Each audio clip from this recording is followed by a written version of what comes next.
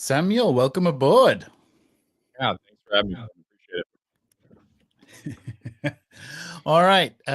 First technical error. I think your audio and video is out of sync as we attempt to push the limits of live stream. Okay, look, if you have any issues, cut the other. This was not that big of a deal to me. I apologize. I didn't realize it was going to turn into a whole thing. We'll see what happens if it we'll see if it catches up to us. And there's always being able to edit it in post, so to speak. I will send this to my long-suffering editor in the Philippines.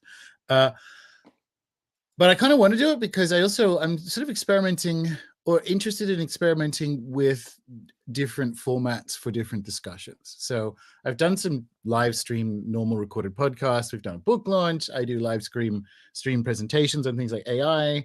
And I wanted to make this, I'm just exploring the limits of what we can do. So it's going to be a podcast-ish discussion, I think, because I feel like we both have stuff to contribute to the topic area in question. But to introduce yourself to the team, give us a bit of a bio, talk us through your journey a bit.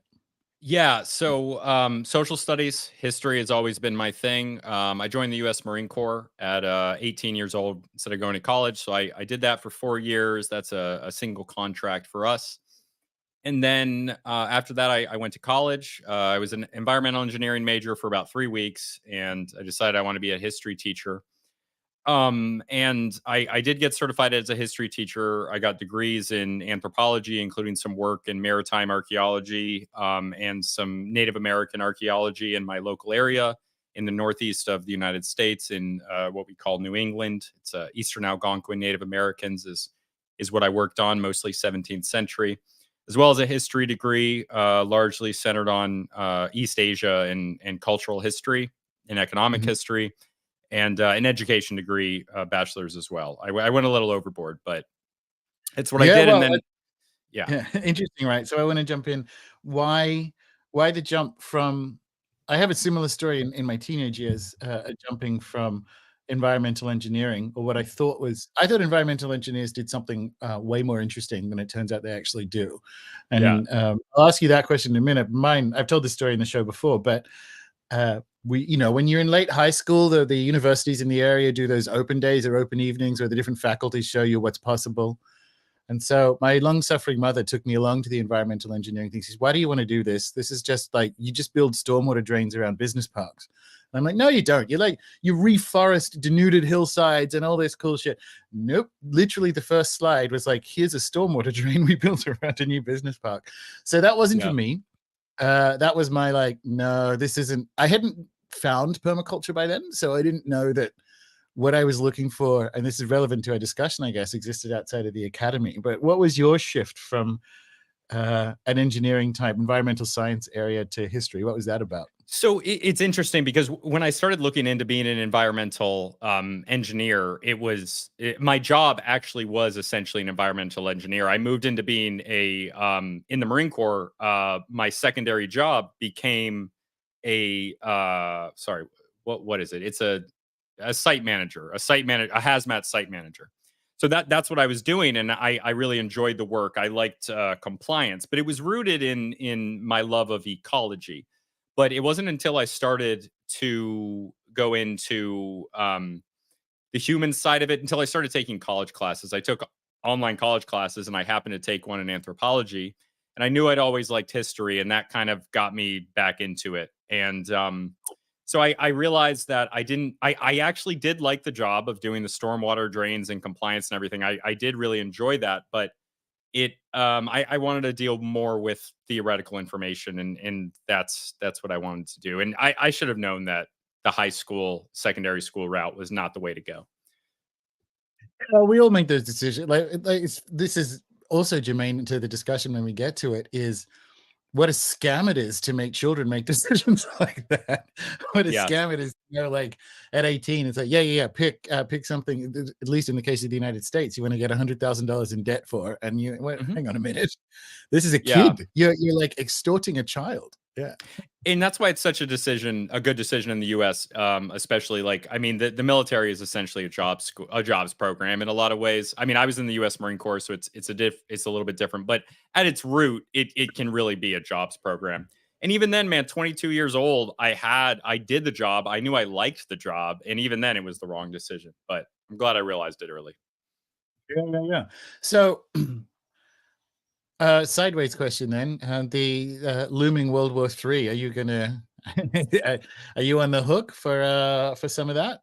So no, I have a few injuries, nothing combat related, but so when you sign up, you do like 8-year signups, but it's like 4 years active, 4 years inactive, and I'm done with my inactive anyway. Cool. It depends on the circumstance. I might go back and be a logistics officer or something if they need me to, but if I'm fighting a war for Israel, probably not. I'm Yeah, yeah, also yeah. involved in the anti-war movement in the U.S. I'm pretty vocal, and I wouldn't say that I'm a major player in it, but I'm involved in it in a more than just online sense. Yeah, cool. Yeah, nice one. So, I want to. Well, let's. How to say this right? Let's take the story from. Oh, cool! I'm going to. So, history and anthropology. I'm really vibing on this. At some point over the course of learning that and moving out into the world, you're given the YouTube channel and the podcast and so on. Tell us the story of your not so much falling out of love, but let's say awakening to the shortcomings of academic inquiry, particularly when it comes to my two favorites, anthropology and history. So how come you're not living on the breadline, eking out a publish or perish existence in the vain hope of an ever dwindling tenure position? Beautiful way that you said it. Yeah. So it for me it was that I essentially was teaching theory to children.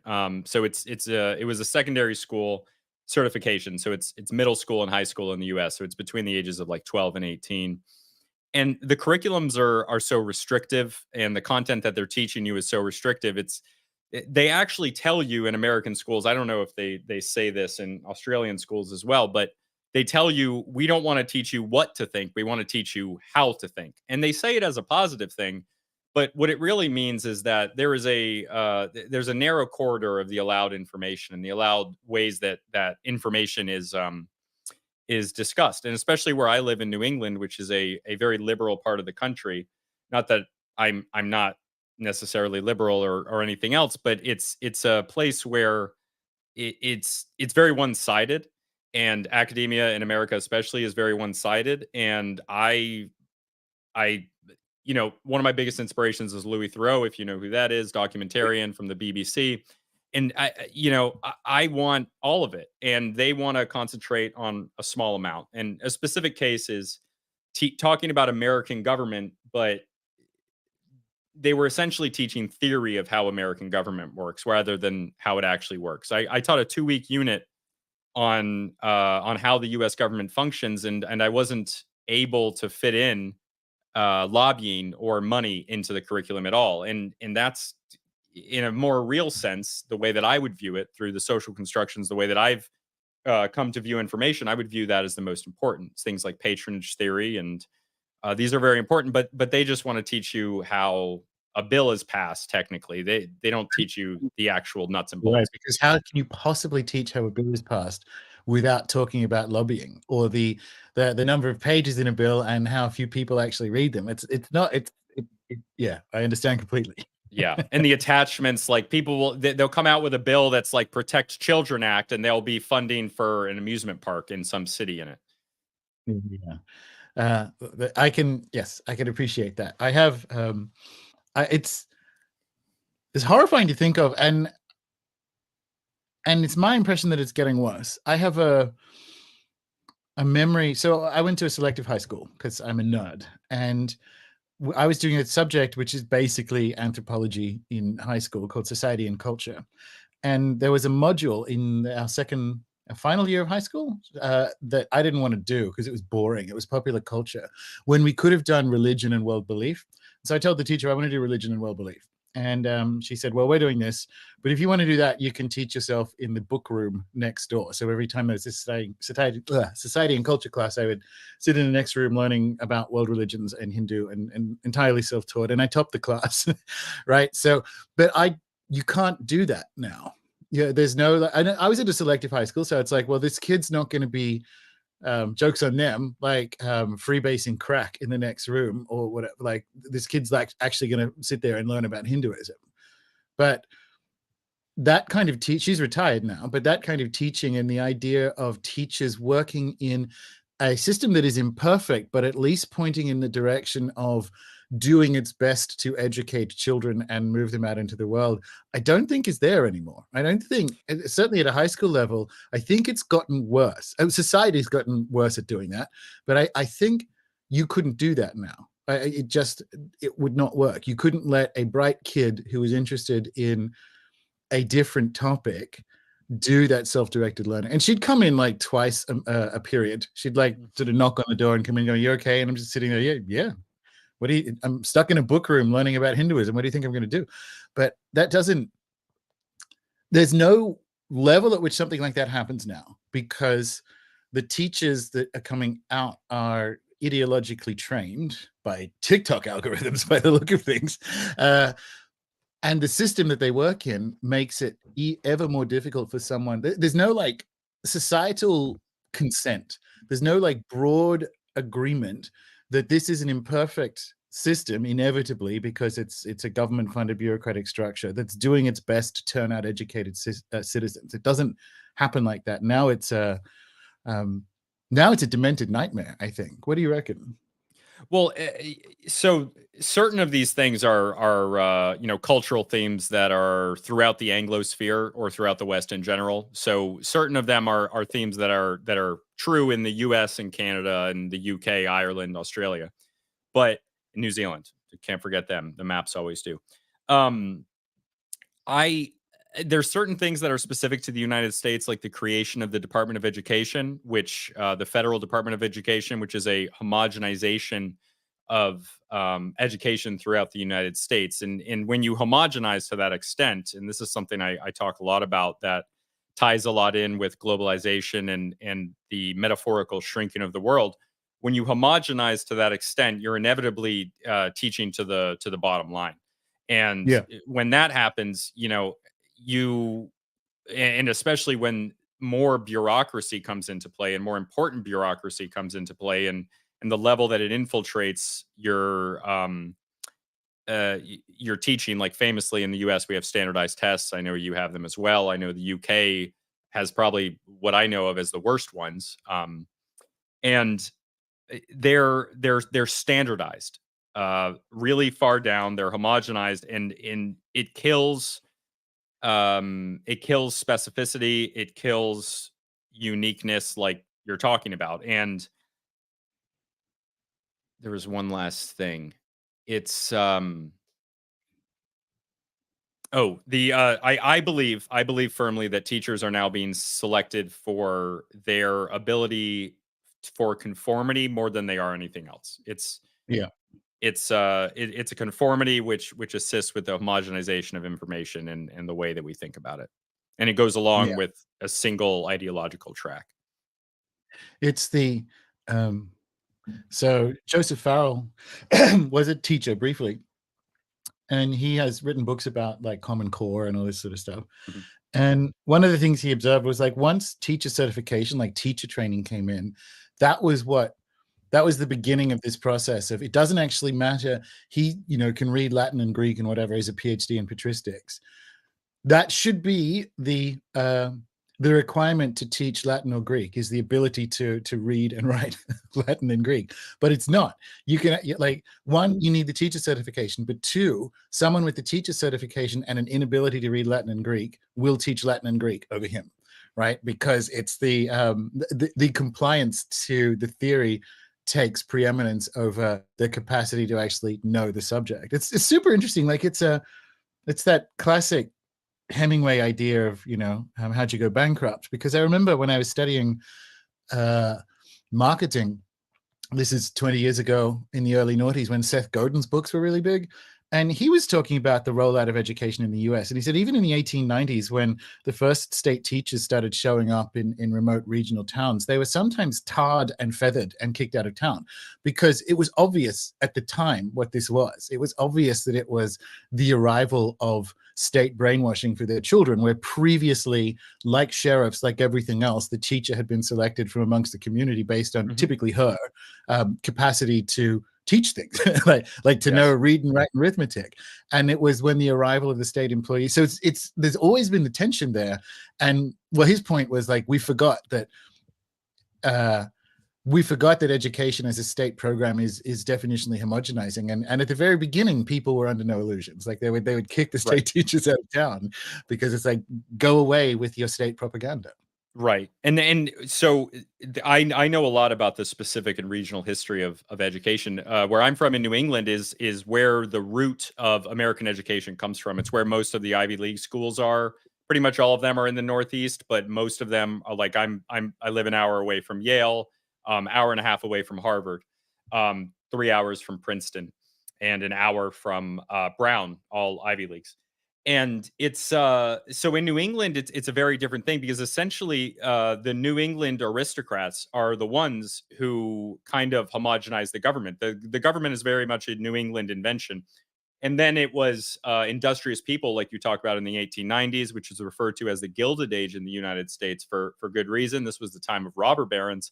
And not only was it the government homogenizing, but it was actually specifically these robber barons who were creating organizations. Rockefeller and Carnegie, the General Education Board, as well as the Carnegie Foundation, they created these organizations.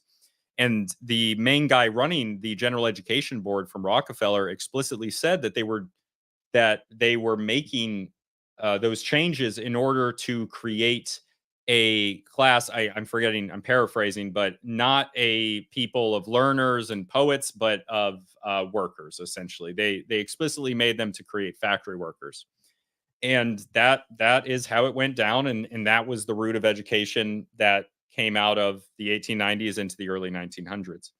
And it where is we get something alcoholics from for the same reason. It's the moral and intellectual improvement of the factory class. We're still stuck in it. It's fascinating, but I'm really interested in its metastasization over the last decade, which is an inevitable metastasization of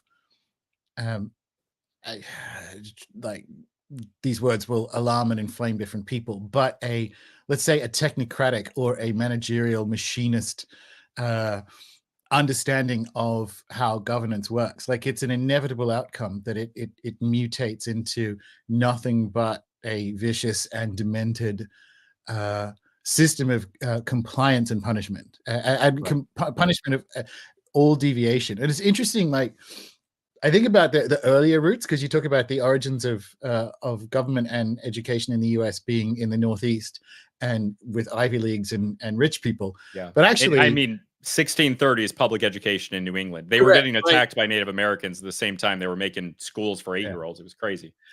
Yeah, but actually, universities themselves are built on like cathedral school models. So the origin is ideological at its core. Like it is a mutated Christianity.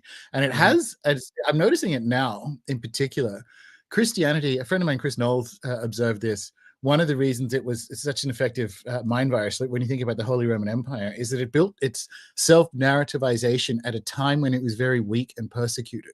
So even as it became the most dominant and unassailable policing force on the planet with the Holy Roman Empire and the Inquisition, the stories it tells itself is that it is under continuous assault and is the victim and is at risk of being eradicated. Right. And you have that with the hysteria of the enforcers of state compliance now, when it's actually never been more powerful. Even the slightest deviation becomes, in an inflated sense or inflamed sense, existential. Like it's this erroneous idea that disagreement is existential to them and to society. It's really fascinating to watch, like this metastasization of an initial error into something that, I mean, it's ultimately going to bring it down. But we're at this point now where like the slightest deviation, even collegial, literal deviation in the service of exploring ideas is existential, and it's fascinating. Right. And this is something that I experienced personally. I mean, even in the 1630s, of course, the roots are deeper in the university system, coming out of monasticism and different religions. But in New England, New England was famously founded by Puritans. These were religious extremists, and they were teaching children specifically, including the children of slaves, which we had slavery in New England. It was different than the South. We didn't have the plantation system, but they had slavery, but they would teach to all children how to read, to explicitly read the Bible. And this religious element that you're talking about, I think it is especially relevant for the Inquisition, based on the Reconquista happening around that same time, and the religious zealotry of the people in Spain. But I also think that in New England, what I noticed with the people around me, and why I'm looking to move away from New England, even though it's my home, is that there is a sort of secular puritanicalism, exactly as you're describing it, amongst the people here, because that is the root of our culture. And Colin Woodard, who's an American author, he wrote this book called American Nations, and it's about the different roots of types of people in North America. So this goes into northern Mexico, Canada, and the United States. And he, the character of Appalachia being very Scots-Irish, very tribal. The character of the Southeast, certain areas being Spanish, Louisiana being French, New England and parts of the Midwest being, and the corresponding areas of Canada, the maritime provinces, being very puritanical. And I believe that there is a lot of this regional commitment to information and commitment to not commitment against anything that goes against the conformity, because that is a Puritan trait. And unfortunately, like I'm talking about, New England is the root of education in the United States. So that New England education, that New England ideal of puritanicalism is then exported into the rest of the country's university system. And you see this with how the Ivy League colleges in the United States change their opinions in line with colleges like Oxford and Cambridge, and then from there, other colleges move suit. They, Yeah. The professors at the Ivy League colleges are the ones who are saying the groundbreaking new information. Yeah, and it's Sorry, I said a lot there. I said too much. No, it's good, because I'm trying to find my way into what I want to say next, which is like I thought that was to some extent fine, like whatever, you're only going to get what you get out of academia, except for the last 3 years, universities are still enforcing like injection requirements, and you would expect, if even a slight part of what they offer is based on a rational observation of scientific results in at least one department, you can't be doing that anymore. You don't even need to be like at the wilder end of disagreement and departure from the last 3 years we've just gone through to understand you can be as pro pharma as you want, and still you can't escape the fact that they don't work and provide nothing but deadly goddamn side effects. And those are the data. That's not a Alex Jones take, right? And in lockstep, they are. This is where the cathedral school archetype is obvious to me, because the throne of St. Peter says something that is then echoed through this system, right? Which is, and in this case, the throne of St. Peter is state power. This is what we're doing, and it's a system of officiating compliance with official reality. It's like, this is the stamp of what we deem is true, and that's what I want to talk about. Like in this episode, is you have to see it as that church-based model. You have to see it like you could have previously steelmanned them and said, yes, that's the general shape of it. Inside there, they're kind of doing other stuff. The last 3 years of behavior, that's further metastasization, where it's literally just the stamp of official reality. It's like, this is what the people in power have deemed a true, and we exist to provide the official narrative around that. The Kipling Just So story that describes why power is shaped the way it is. and that's it. That appears to Right. be, and we'll charge you $100,000 per child to do so. And that's wild. That is Yeah. wild to me, someone who likes learning.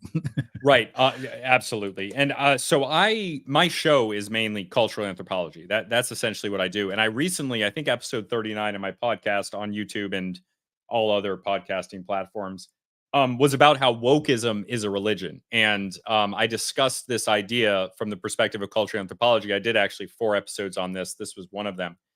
But the anthropology of religion is something that's studied in cultural anthropology. It's a subfield of that. And it religion, I go into the details of this. We can't, I can't explain it fully, but religion already, when you're defining a word, you already are using a social construction. You're already making phenomes with your mouth that mean something. They mean something to you. They mean something to the person you're talking to. You're speaking language. That is a social construction. That is cultural anthropology. That is human culture. It's not innate. It's not human in the sense that like your DNA is, right? So eh, when you have a social institution that has decided what the definition of a religion is, and it's illustrated by how Eastern religions maybe fit in or don't fit into the definition, the limits of it. Once you go into it, you realize that the definition of what a religion is already a social construction. So you can't you can decide, and people do, that what is happening in university, the way that they're understanding information, the way that they are completely committed to certain ideas, from a ecclesiastical perspective, almost that they're committed to some ideas fully that they would never Right. go against, ideas of human rights, these things that they think are infallible. I mean, that is a religious commitment to those ideas, whether or not it's a religion or not. But through the study of what the anthropology of religion is and applying it, whether or not you say that it's a religion, it does allow you to see kind of what's going on. And what is going on, if you break it down to its most basic, is that in the universities, they have specific rules, socially constructed rules on how they judge information. And certain amounts of those information, certain types of that information that comes from specific people, and there are unwritten rules about who gets to decide the information. It's based on who is in these positions in universities, and what that allows is it allows the people who are in control of selecting the faculty and selecting what information gets published. In the case of the people who are publishing the top journals, New England Journal of Medicine, Nature, things like that, as well as who is being hired at these Ivy League universities, it allows those people to present an air of superiority of these individuals because they've been selected for these positions and because these articles have been posted in these specific publications. And from the surface, it looks like, oh, he went to Harvard, he teaches at Harvard, he must be the smartest guy ever. But that's not true. What's true is how someone is selected for Harvard is not necessarily based on them having the highest IQ, based on them writing something that people want to see the most. It's based on what information people in the positions that select those employees are. Okay, and this is how I talk. I'm sorry. I know I'm all over the place, but I hope that No, makes it's sense. good. It's that it just fits in a religious model, and I like the idea of using the framework of an anthropological understanding of religion to turn that on to academia and say, well, I'm going to anthropologize you as a religion and you behave like one. Because I'm very interested in that. And there's a couple of things. So let's take it back to naming the project, the podcast and the YouTube channel and so on, Illegitimate Scholar. Where was everyone who does what you do has a moment where they're like, the decision is either to essentially abandon inquiry because it's impossible in the official system, or to go, well, hang on, that's actually just the official system. I'm not going to abandon inquiry. I'm going to continue to inquire around and aside from the shortcomings of what is officialdom. And there's a continuous tension in that, right? Because you're permanently put not so much on the back foot, but your inquiry has to be defined at least partially in separation or opposition to officialdom. Like you literally, Illegitimate Scholar is the name of the project. So it carries that tension. And there's good and bad in that, right? So because I have examples of both in one person, but I want to hear your story before we get to that. Yeah, so it was almost an easy decision for me. I wanted to talk about I wanted to be a history teacher most of my life, and I finished my student teaching. I actually dropped out of my master's program. So I had gotten certified with my bachelor's degree. I'd gotten certified to teach. I had done my student teaching, which is what you need to do in America to get certified. And that was the hard part, and I was certified, and I really believed I didn't want to do it because number one, I just wasn't accepted by the people who were the employees. The kids were fine, but the employees, they weren't my type of people. I didn't want to be around those people. I didn't want to spend my time inside. I had done 3 weeks in a summer course in Scotland at the University of Edinburgh, learning outdoor education, which is Scotland and one other country are like the premier places for outdoor education, and it was great. And nothing like that is going on in America. If I could point to one moment, I was told to teach in a different classroom, and that classroom was in the center of the school, and it had no windows. And I didn't want to be at the mercy of the administrators deciding what I could teach, where I was teaching, and when I was teaching it, and who I was teaching it to. So this was natural. I'm naturally an entrepreneur, naturally different from other people, and this and I knew I could outwork other people, so I could make it work if someone could. So Yeah, this is what I cool. did, and I knew I didn't need an institution. I didn't need to be legitimized by any sort of institution, and that's not how I judge my information anyway. I don't judge my information based on, um, a social institution deciding that somebody is qualified to be there, because I don't agree with their standards. So why would I agree with their choices? Yeah. Especially as they're not doing the work that they pretend to be doing that should give them the air of not just legitimacy but capacity to legitimize other people. Because I listened to Stone Age Herbalist on your show because I've been meaning to get him on mine. We were chatting about it, and then I went, speaking of doing one's own research, like field trip to Philippines, and then it was Vanuatu, and now it's now. But he makes the very good point that anthropology departments don't even do anthropology anymore. Like there's actually no, and yes, it's not that this model doesn't have shortcomings or tensions, but there's no heading out to live amongst some Central African peoples for a few months to like, just anthropology is a study of humans. Like, how do these humans live? Like, what are they up to? What are they doing? They don't do that anymore. They Participant do observation would be the academic term. they, They they don't do it.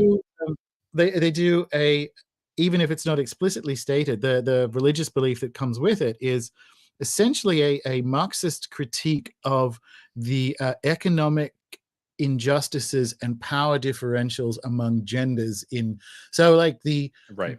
the implications of independent basket markets on the edge of Upi in the Solomons for women's health development in the area, and that you can do from a library in Antwerp, and you don't need to go to the Solomons. And you do, like, the people don't realize nothing is being done. Like nothing. Yeah. They're not actually going out learning anything. The people who do in the last 20 years, like Eduardo Cohen and whatever, are my rock stars, because, and he's like, I don't want to say end of career, but like he's tenured, he's at the top of his game. So his field research was decades ago. No one's doing it. And part of that is the funding, but then that's not good enough, right? Because the funding goes to projects that support the expansion of the ideology, which is this,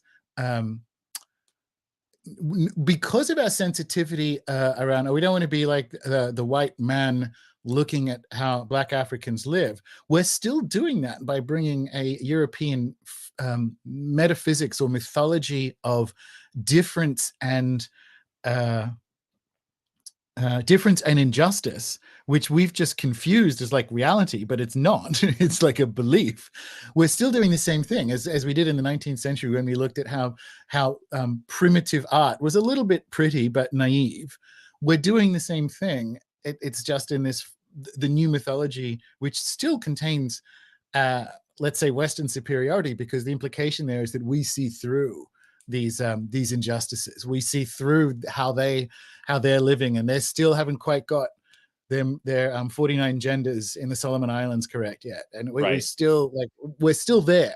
We're still actually doing 19th century imperial anthropology, even though we're not even doing research. Yeah. And that is so important for people and to it's understand. not cool like 19th century anthropology was. Yeah. And they're still racist. Like, it's still racist. It's still Yeah. that. Yeah. When I was in Vanuatu, like in May, for the book, after the book, we did actual holiday stuff, because like you're in the South Pacific, you're gonna go and hang out on a little island hotel. And I thought this was going to be immensely boring. They'd arranged for some local people it's a resort, not a resort, it was 3-star, but there's a women's musical practice in Vanuatu where they essentially beat the water, and it's this percussive drum sound. I thought, God, this is going to be so fucking boring. And it wasn't. It was amazing. But it was adorable. They had about 4 generations. So from grandmothers down to like utterly useless 2-year-olds who are just flapping around in the water with the rest of them. But it was this powerful, like, this is something that anthropology should have looked at, because here is a women's practice that emerges from women's work, like, so a cultural expression. So women will do this when they're gathering seaweed shells, whatever, as part of their daily work. There's a women's practice of percussive music. And I'm sitting there watching this, thinking that, and realizing Vanuatu has no frame of understanding trans children. So that if once they get on TikTok, if there's a kid, an 11-year-old or 12-year-old kid in the class who decides that they're trans, so specifically born male, female trans, what are they going to do in this situation where there's 4 generations of women in grass skirts playing this cultural like it is a permanent disjunction. It's a permanent, like, reality we're in doesn't fit. And it would have to be like, well, what are you going to do then? What if I was there from a university, or if I'm just I don't know, a general shitlib living in Vanuatu? What's my position on, here is a cultural practice for brown women in an indigenous context, versus this kid has decided he's a girl at the age of 11. Like, I have obviously no problems with like adult trans, live your best life, but here we've got, what do we do with that? Do we force this 11-year-old who wins in the metaphysics of weakness and injustice there, because here's a brown woman's indigenous practice, and here's an 11-year-old trans kid. And Vanuatu is not in that TikTok reality at all. So it's like a thought experiment, but it really struck me. Like, it's like, oh, we cannot, as a society, like, we cannot communicate. We live in a reality that does not ever overlap with the reality of these women. Like, it just doesn't compute. I don't know. What do you think? I don't know if that's a question. Not really. No, yeah, absolutely. Yeah. So, and this is something that, like, so there's this idea of 2 spirits in the United States, and this idea is connected to Transformer ideology. I usually try to say that, or Decepticon, in order to avoid the algorithm. But it's but there, at certain points, what often ends up happening, it's not specific to this, but what often ends up happening is that Western anthropologists will take their own perspective and apply it to people when maybe that's not really what's going on, but they'll kind of twist it. And that's essentially what always happens. And anthropology would traditionally tell you this: the difference between an emic, as in an insider's, versus an etic, as in an outsider's perspective. But I think often progressives, they convince themselves that because they're well-meaning, that they are able to push down their biases. But of course, you'll always have these biases. So when they look at a people that are practicing something like that, they might, through their perspective, I don't know, but they might view something like that as oppressive towards women, in the sense they might view it as from a whole perspective, that the society is making the women do this. It's socializing the women to do this rather than um, rather than it being like a beautiful cultural practice, which is how I view it. So I really do think in cases like this, it's on a case by case basis, and there is tension between different groups in this. But Stone Age Herbalist in his book, he talks about um, Western NGOs. I forget the exact name, so I don't want to say one, but it was one of the, maybe the WWF, talking about how they, based on their ideas of forest management, Western ideas of forage management, very progressive ideas, conservationist, but when applied to some places in Africa, the practical effect was that if I'm remembering correctly, people were dying as a result of being hunted because these indigenous people that were living indigenously as part of nature, they weren't in line with the WWF's idea of forest management, and their practical way of fixing this based on the local culture was to get involved with some nefarious people. And the specifics of this are in Stone Age Herbalist's book, which I highly recommend. But there's always this tension, and there's always a selection, usually, of when someone feels a certain way about, when a maybe progressive anthropologist, which would be most of them, feels a certain way, um, or they will select a certain indigenous group of people or a certain non-white group of people. They will select an individual that is in line with their beliefs, or they'll select information that's in line with their Yeah, beliefs. yeah. So I Yeah. think, because what I was sitting with on that beach watching this performance was, if you were one of those progressive anthropologists, you have to decide someone is wrong in that hypothetical situation. You have to decide that those indigenous women are wrong and about how gender is expressed in a society, and that 11-year-old boy should be able to put on the grass skirt and join them in the percussive thing. You have to decide the indigenous women are wrong, or you have to decide that I don't want to blame it on an 11-year-old kid, because literally that's a brainwashing at that point. But or you have to decide that, as a matter of fact, that's probably not how gender works. Like one of us has got it wrong. And that was the thing that I thought was, it's like a brain melting explosion moment. But you're right, they would avoid that.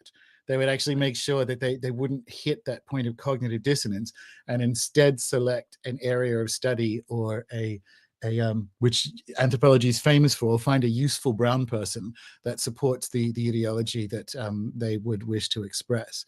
But it really struck me, because Vanuatu, and there's absolutely powerful decolonial critiques that are required for places like the South Pacific, because they're all the gross kind of Christian. Like, it's all very ecstatic, primitive in a real sense of the word, ignorant Christianities, none of the good ones. Right. And those are informed by their indigenous religions as well, of course. I mean, sure, but with how they like practice it.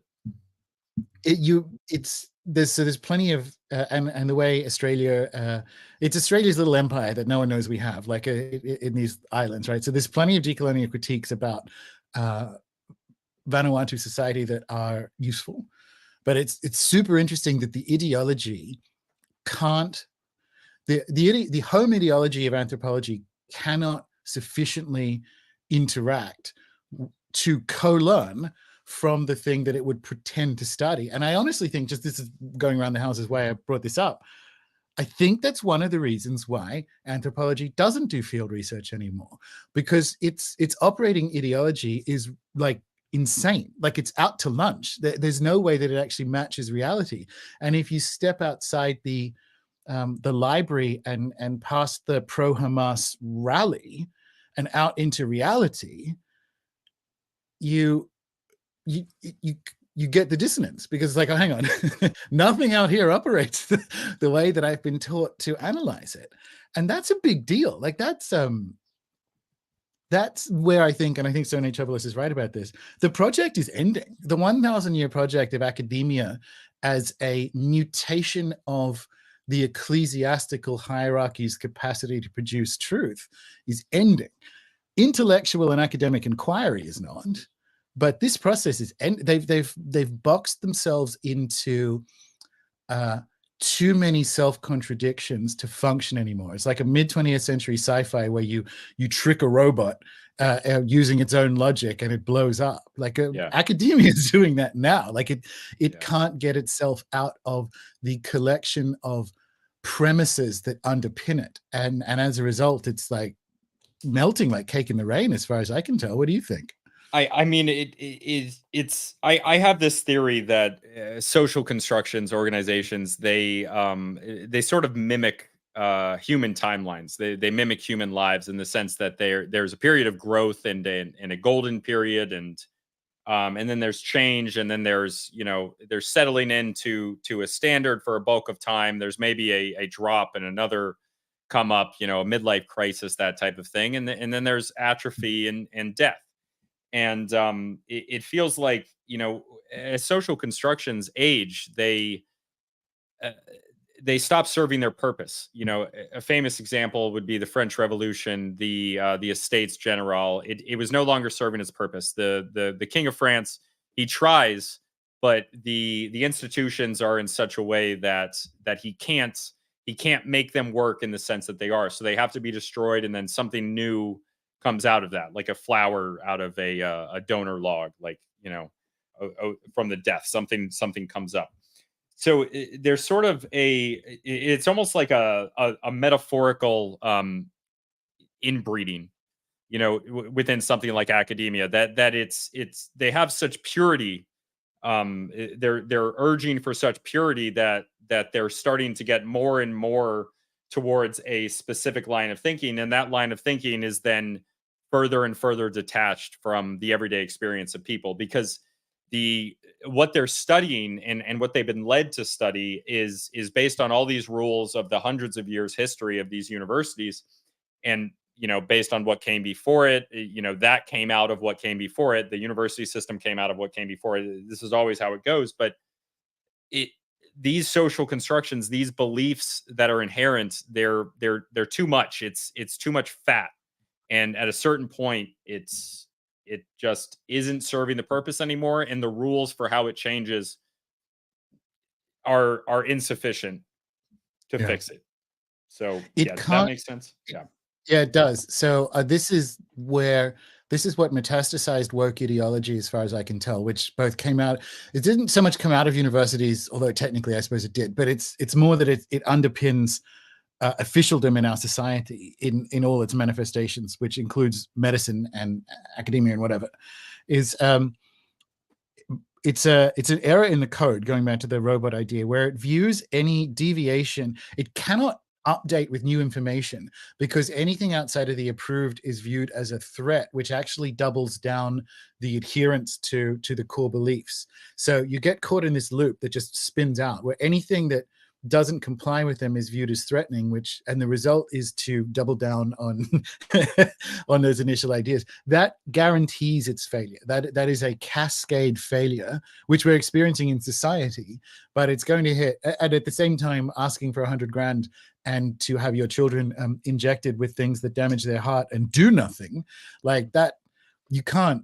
In centuries, and whatever replaces universities, when we come back to Earth and study them, we will look at this moment go in the same way that I look at 18th dynasty Egyptians in the decadent phase of the New Kingdom, where women at banquets would wear cones of wax on their head that are fragrant, and they would melt over the course of the evening, and that's essentially perfume. So they're out at this dinner with this wax melting through their wig and down the face. This is the stupidest thing I've ever heard, but we're going to look at what we're doing now. You're like, what the shit? Like, I refuse to believe that when I learned that in history. I'm like, they did not wear wax cones that melted down their face on their head. I'm like, no, they definitely did. And we're just in that phase now, which I actually view as positive, right? Because I want to bring it back to, and I know there's, in Stone Herbalist, for people who don't know, is a pseudonym because one of the things that's so electrifying about, particularly his tweets, but just in general, his Substack and the rest of it, is that it's a pseudonym because he still works in academia. So he has a front row seat for for a lot of the stuff we're talking about. I can't wait until he's out. Yeah. So and he rightly so. I mean, I'm on the outside of it, but rightly so. He's kind of delighting in its collapse because it, in fact, comes back to Illegitimate Scholar. Like, it opens up for the first time in centuries who more people can decide what's true. I know that's a weird way of saying it, because that might, to some people, go, well, then anything can be anything. Like, that's what we've got now. We've got anything can be anything now. Right. Men We're can be actually women. moving. And Well, and mammals I are mean, not sexually dimorphic. Humans are not mammals, I guess. That's where this we're at. kind of So the idea that we can't look at the ideology that will spit up biological contradictions and go, hang on, there's something different there. Because from an animist perspective, like, I have this whole thing, like, trans is fine for animists, but they're not animists, they're materialists. So they're piling wrong on wrong. Right. And it's all like, so anything can be anything. It's fucked now. It like can't get worse. Right. But more importantly, I think enough people feel that are dismayed about this system and are looking for other means of other epistemologies that have, if not official, other epistemologies that have legitimacy, other means, not just epistemologies. Although here's where I want to bring this up, because one of the metaphors that Stone Age Herbalist went with, which is valid, and it's weird, when I was listening to the show, this is mentioned in the intro to the book that I'm currently working on. There's like a fall of Rome moment with academia now, where I and others like yourself, probably, I'm ransacking. You guys aren't using this stuff. I'm taking it. Like Rome is over. And so there are frameworks of understanding that have come out of anthropology that I use. There are data that I use. Every episode I use them. I use it all the time. I'm sacking Thanks the for doing academy. my rat work. Essentially, they're doing the Yeah, legwork, and I'm using their data. And they're the Yeah. PhDs. They're supposed to be great, but I'm the one that has the larger audience than they'll ever have. And it's not even that hard to do. It's crazy. And I think that's the right attitude. Like, the metaphor I'm going with is like the sack of Rome, because it allows for two things that are important to be true, which is that there are valuables in there. When we used to do legitimate academic inquiry, again, it always had shortcomings. I don't have a problem with that. But when we used to do legitimate academic inquiry, so there are valuables in Rome, but Rome as a project has fallen, right? And that's kind of the overarching metaphor of how I sit with my relationship to academia now. And why is I want to talk about Graham Hancock, because I want you to explain why you've somehow listened multiple times to him on Joe Rogan in a moment.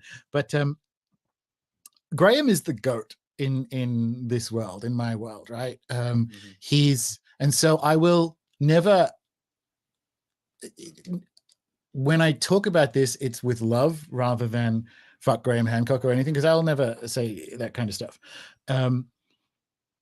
It's really interesting to track his outsider status across the decades.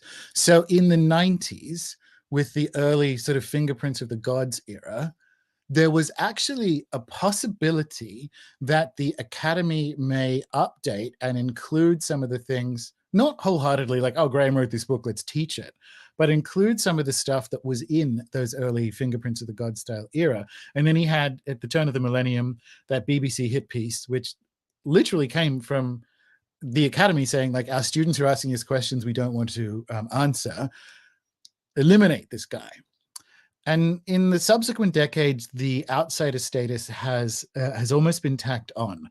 So the last couple of books, particularly when he had to rely on, like, he spent half of one of the books overturning the Clovis hypothesis, which hasn't been current since the 70s. Like, it moves from I was taught like Clovis in the 2000s.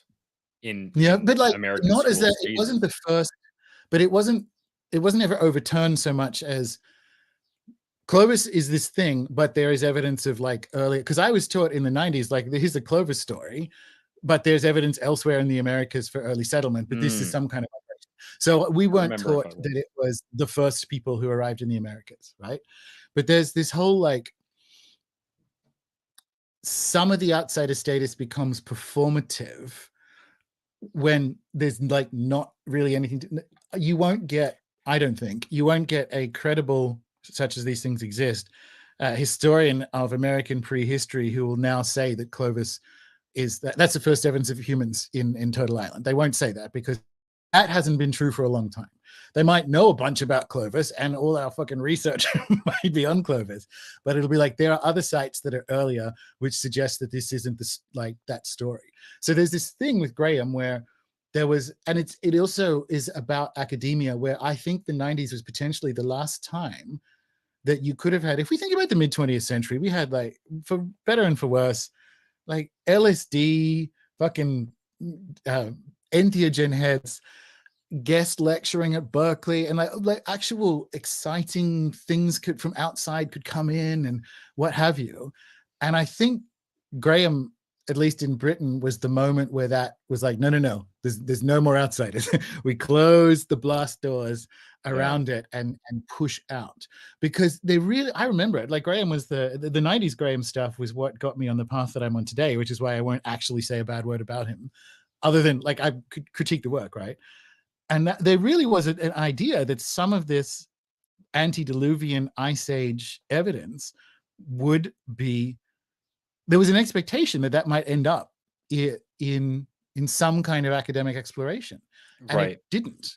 And it was that's when it shut, right? That's when you kind of go, all right, you've closed in, you've hermetically sealed yourselves inside, and there's no capacity to update. So the outsider thing, it's weird, like it doesn't work anymore.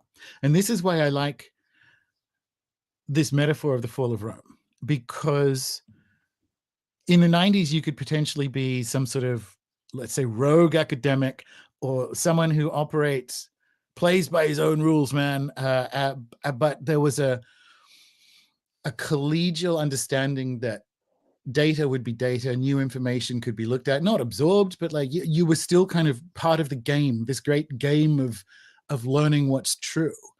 And that is no longer the case. So there's like no such thing as an outsider, but because you're outside something that's collapsing. So there's a shift in what we do if we're not in the academy.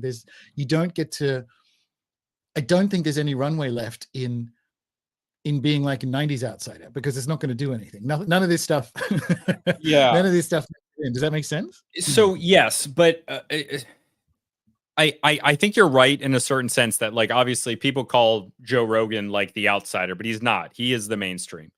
But there's also this contradictory perspective of these mainstream institutions that hold a particular place in people's minds. I just did a recent episode on the fat acceptance movement, and I was reading these websites and the bios of these people.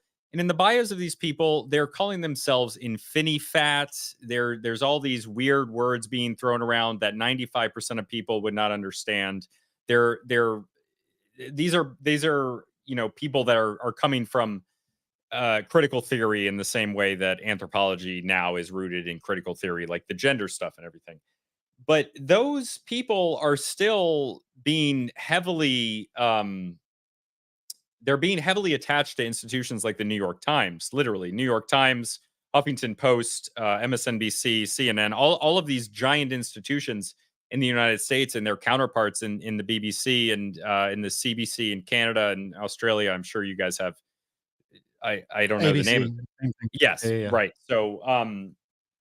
So all of these places, and in those places, even though people generally know that they're fake, they know the emperor has no clothes, they still hold a level of legitimacy regardless of that, because there is a counterbalance to that. But I think that yes, Graham Hancock is not necessarily an outsider, but he still isn't allowed in Egypt because No, I don't mean like he's not an outsider. I mean the outsider status right. doesn't like that. Because Rome has fallen, there's a new guy coming up, but it's not complete yet. I think it's not complete yet. We're in the process of it. So no, that's true. Yeah. In some very real ways, he is an outsider. I mean, I remember the episode of Michael Shermer of the guy who this is the guy on number one. I've listened to every single episode 3 times, once alone, and then I listened to all of them on one road trip with one friend, and then another road trip with another friend. And the Michael Shermer one is my favorite one because Michael Shermer is a guy who does the Skeptic podcast, where he, like, you know, he's a skeptic to conspiracy theories. He serves a great purpose. But there was another guy. There was another guy who was working with Shermer who had written a scathing piece about Graham Hancock, just biting into him like academics do. Vicious, vicious stuff. Like I mean, these are some really cruel people, to be honest. If you go into the roots of academia, a lot of these people are very mean spirited. Like they have this air, like, you know, they have their tweed jackets with the leather on the elbows, but they're mean spirited people in a lot of sense. They've gotten to the top by the game is mean. Downward. The game is there's not enough money and too many people, which means you have to be like the most vicious rat in the rat barrel. Yeah. To get to the top. It's just exactly. That's if you want to set up a system that rewards psychopathy, that's what it is. Anyway, right. Yeah.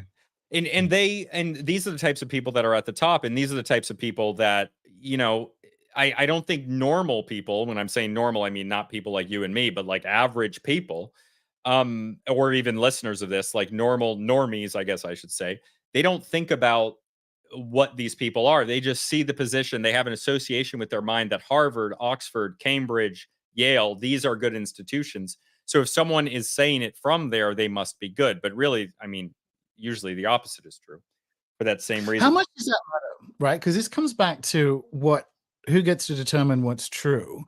I think the idea, what is the outcome of finding a true thing, whether it's accepted or not? Like this is speaking of conspiracy theories, a friend of a friend, when I was leaving London, we used to hang out in this basement tequila bar in Soho. And my friend came when we were drinking, said, I got to stop talking to X, this other guy. And why? And it's like, because he's gone down like a 9/11 rabbit hole. And I'm like, that's good. Like the official story is bullshit. So that's cool. He's like, yeah.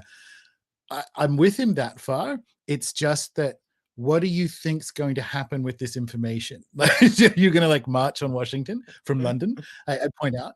And it's this is what I meant about Graham and outsider status has changed is that, one, I think Graham has moved into I think there's a canonical outside now.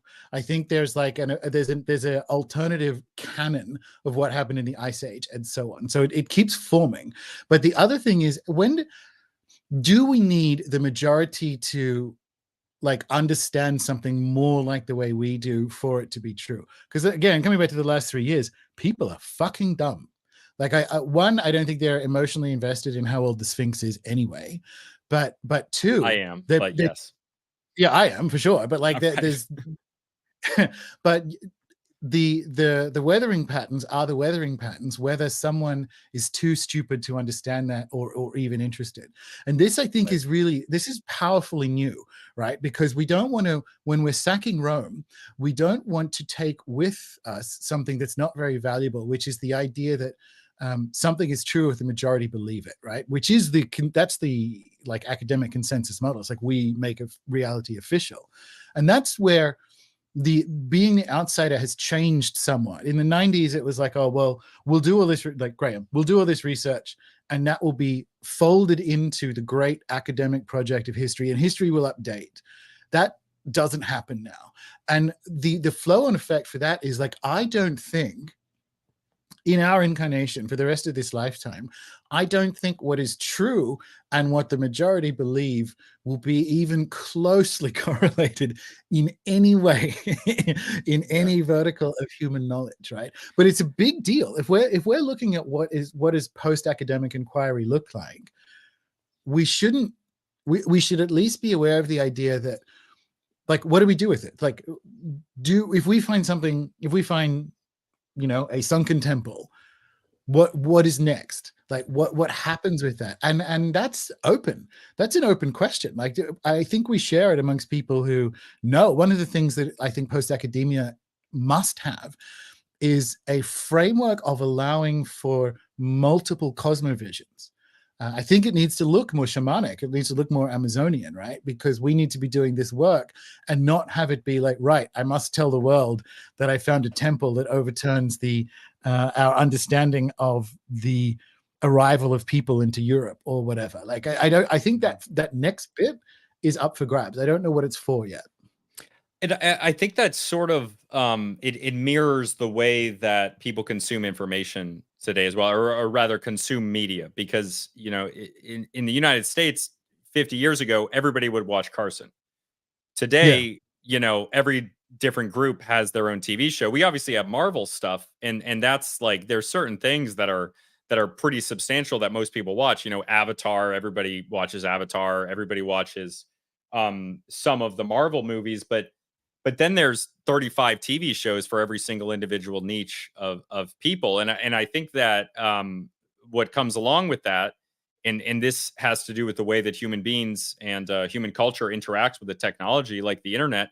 It allows for more niche communities, more niche media consumption, and as a result, more niche ways of understanding the world. And I think that that is what is happening right now. yeah, Um, yeah. as well as like And information, I can have a platform. I have a professional setup, but you don't need a professional setup to start a podcast and yeah, to even start a blog. It doesn't require a lot. So, and then if you're producing something good that people want to see, 600 years ago, you couldn't even have a printing press to do it, and the printing press allowed it to do certain things, allowed information to spread a certain way. And the internet is a whole new can of worms, and we're yeah. even still now in the early stages of it, I think.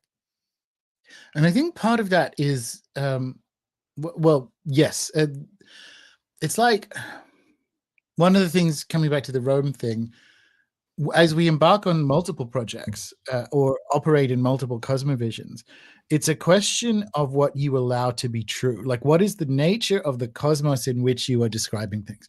This is that tension between anthropology not really doing anthropology anymore, because the reality that they're describing doesn't interface anywhere with, say, Ni Vanuatu reality. And I think about something that has stuck with me for maybe a decade now is when Tim Ingold was talking about the challenges with the citation model, because he wanted to be able to cite clouds or thoughts that occurred to him when he was in the Arctic Circle looking at clouds with the Sami or what have you, like, because that's actually where that information that ended up in his book came from. The academic model of citations is two things. It's this is where we see its religiosity, right? Because you make things true in a Christian context by citing church fathers and scripture and so on. Like, you point, Aquinas said this, this one said that, and you point and you shift so that the whole game is internal. And it's outside of that, which we discussed earlier, is the selectivity of who gets into things like journals, like who gets to be published. But even if that was porous, which it isn't, you only make things true by recourse to things that are already built of those foundational premises. You can't cite, my grandmother came to me in a dream and gave me this recipe for rheumatism. But that's how the rest of the world makes things true. And that's how And the that, Aboriginal Australians make their religion, as exactly. far as I understand Yeah. it, right?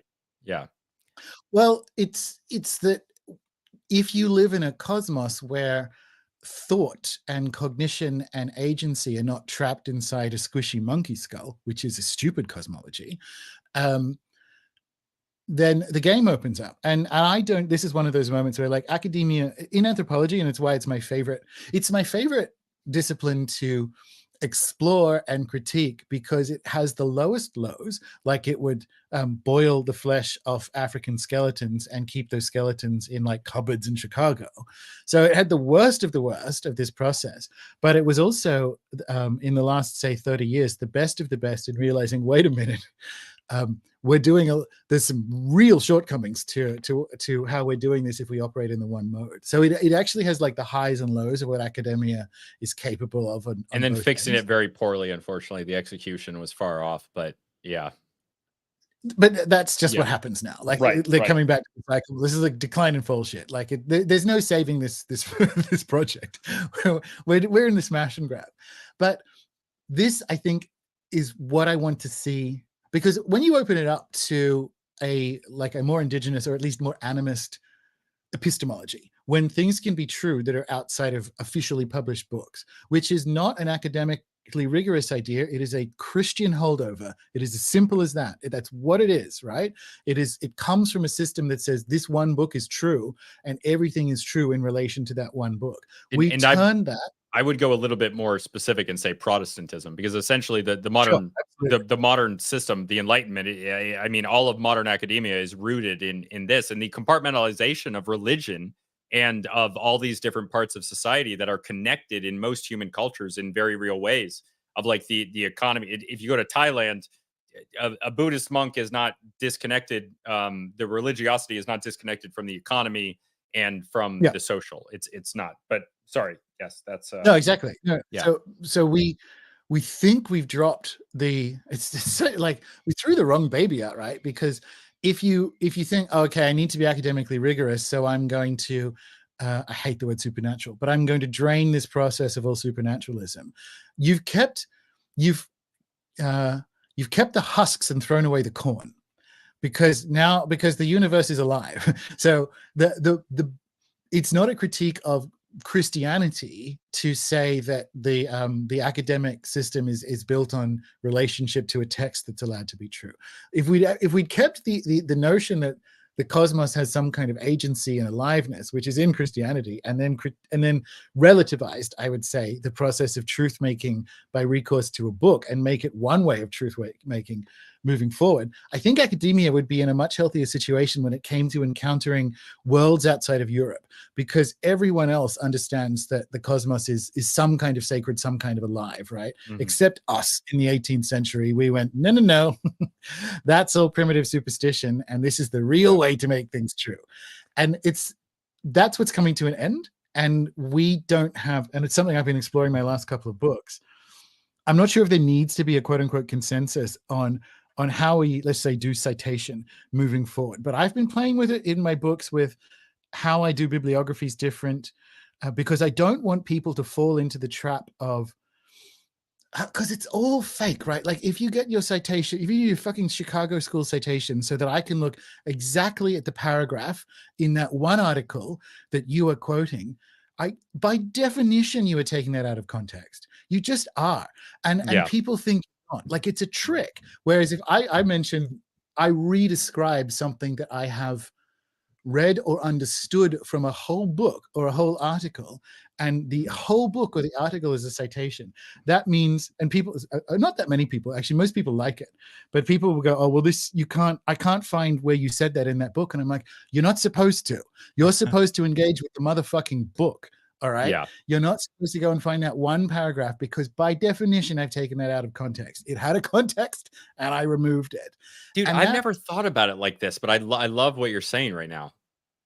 Good. That's like, it's my, I explain, and particularly in Ani.Mystic, like when I talk about the end of the book, instead of a bibliography, I have an area called Book People, and it's the list of the top 20 books that are the most important in the research. And I write, like it's a kid's book report, a paragraph of why this book is in Book People and what I learned from it. And then you're on your own. I actually had a client in a healing session yesterday who had just finished Ani.Mystic, and she said, and then I got on Amazon and I bought every book in the Book People section. And that was one of the nicest things anyone said about my books, because that process now spreads so that she will engage with the books that gave me the ideas, and not the words that I will manipulate out of context to make my little fucking take. And that's an example. That's like, I sat with what Tim Ingold said about citing clouds. Gordon, I'm sorry to interrupt you. I really have to use the bathroom. Can I just go for it. Rub back? But yeah, Ani.Mystic, Tim Ingold's was where we were. It's all good. For people in the chat, we'll just hang about, and I will remember 1:14:50 to have the editor cut this out. This is drink of choice. Started drinking Tereré in Paraguay. It's a habit I'm probably not going to drop, especially as, if a lot of people know, I'm off coffee, but more specifically off caffeine. Now, this has caffeine because it's a tea, but it has low caffeine. And the thing is, you basically fill it up there with dried tea, tereré, mate, and you top it up with cold water throughout the day. So you're actually only getting one serving of caffeine spread throughout the day. It's not like you're having lots of it. So it's that, and it's slow release, which appears to be the when you get the maximal benefits from it. That's not why I'm doing it. It's my self-justification that I said I'm not doing caffeine this year, but I am drinking Terere. 114.50. Yes, that's the one. See, look, if we look at Sam's video now, it looks high res, but at least for me, he's been blurry and he has super fast internet. Mate for the win. Exactly. Although I keep getting corrected in Paraguay because they call it terere. It's the same plant. Although terere is usually a blend. Not that you don't blend mate as well, I should point out. It's fraught, I've discovered. It's fraught, the relationship to mate in Southern South America. And you can get a bunch of things wrong. I bought the wrong, this is called a huampa, which is the Guarani word for horn. And you can kind of see it's horn shaped. And then you can still buy them and drink them out of horns. But I bought a bombilla, so the round metal cold, which are apparently for mate. And so for the first couple of weeks in Paraguay, I'm drinking out of a bombilla like an idiot until someone, not so much scolded me for it, but like, why are you drinking mate? And I'm like, no. And they're like, well, why are you drinking out of a mate cup? And I'm like, oh, of course. So it needs to have a slight curve. It needs to have a hint or an inspiration of horn shape. I love this stuff. This is weirdly on point, right? Like I was there doing field research. No, it's all good. All good. I was explaining huampa, which are the horn-shaped cups for mate in Paraguay, and how speaking of field research and citations, I got that wrong. I got that wrong when I got there. No matter. All right. Yes. Thoughts on book people, citations, how and pulling stuff out of context. Yeah. So I mean, any sort of the way that people do citations, like anything else, is a social construction of how that culture deals with information, and that's what's developed over time. And I think that people in the West tend to view this as this is the way that we view information, and what that allows for is for certain people to control what information is viewed as acceptable. I mean, I think that that's the root of what's happening, because of course you can't cite a cloud, you can't even cite an entire book in a traditional sense. They want you to cite a passage, but you know, I've read whole books and had many ideas that are connected to other ideas in my head that you then use to come up with a new idea. I mean, that's what being human is. So but at the same time, any sort of way that citations would be done, or any sort of thing that would serve the same purpose, it inevitably, when you create standards for something, you're moving into the realm of human culture and away from the realm of what is innate. And when you do that, I mean, you have to restrict certain things, and there's going to be pros and cons, and you're going to create that system for your current scenario based on your human and physical environment. And inevitably, as human development happens, that human and physical environment is going to change, because things are not static, they're dynamic. In Aboriginal English, a conversation like this, we're not doing a yarn, but would be called a yarn, as in literally a ball of yarn. And these are discussions that are roundabout and freewheeling, and not so much, we would use words like associative or free associative. It's not quite that. It's literally going around and about and going on a journey together to discover or birth something new. With a citation model, like a traditional citation model, the position that you take writing a paper is that you are saying something that everyone thinks is wrong by definition, and you have to prove that you are right. It's this antagonistic approach that makes a tiny little bit of space for your tiny little bit of thing that you think is true, and you defend it. That's not a yarn, right? A yarn is more like what I was trying to do with Ani.Mystic, which is to go on a journey of co-learning and generate new things together in that freewheeling and associative way. And we don't have, that isn't one of the things that is, I think, comes next. It's weird, right? This is coming back to why I'm so into anthropology, is anthropology was the first place to get to worldviews or cosmovisions that correctly relativized and even to some extent invalidated the whole process of meaning making that got them there in the first place. It's like it's a time travel movie, right? And for me, it was Amazonia and De Castro and the ontological turn inevitably. Now, the downstream effects after the turn are what they are, in the same thing that always happens with academia. But you hit this moment where they make things true in a way. We used our truth-making methods to find truth-making methods that reveal the shortcomings of how we make things true. And that's an infinite loop, but that's a really powerful shamanic loop, right? Graham Harvey says that Yamanawa shamanism isn't a collection of things known. It's an assembly of techniques for knowing. And that's what I literally think academia, what follows on from academia, is something like Yamanawa shamanism.